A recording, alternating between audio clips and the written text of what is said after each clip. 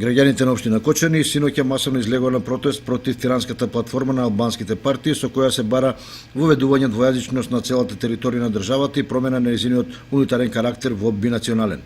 Долгата колона својот марш го започна во градскиот парк, поминувајќи по централните улици од двете страни на Кочанска река за да заврши пред споменикот на Никола Карев. Тука на присутните им се обрати Кристина Атанасова Арсова. Неприфатливо е што лидерот на најголемата опозицијска партија Зоран Заев и понатамо ја промовира платформата на Рама со која се бара воведување на двојазичноста на територија на Република Македонија.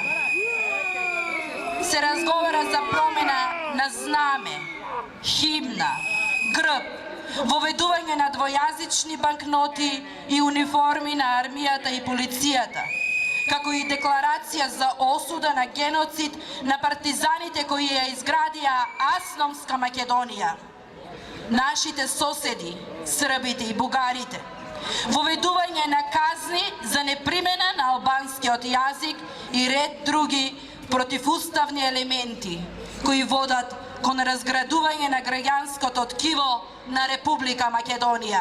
На крајот Гоце Јаневски прочита поема посветена на обидите во државата да се воведе двојазичност, во која низ стихови авторот укажува на опасностите од наметнатите барања за двојазичност на лидерите на албанските партии. Зборот може да се изгуби како град, како земја, како душа. А што е со народот ако го изгуби јазикот и земјата и душата? Не земајте ги тугите зборови во своја уста. Земеш ли туг збор, знај дека не си го освоил, туку себе си се отугил. Подобро е да го изгубиш најголемиот и најобезбедениот град во земјата, отколку најмалиот и најбезначајниот збор на својот мајчин јазик. Земја и народ не се освојува само со мечеви, туку и со јазици. Знај дека непријателот те освојува и покорува толку многу колку што зборови своите украл, а нивните вметнува.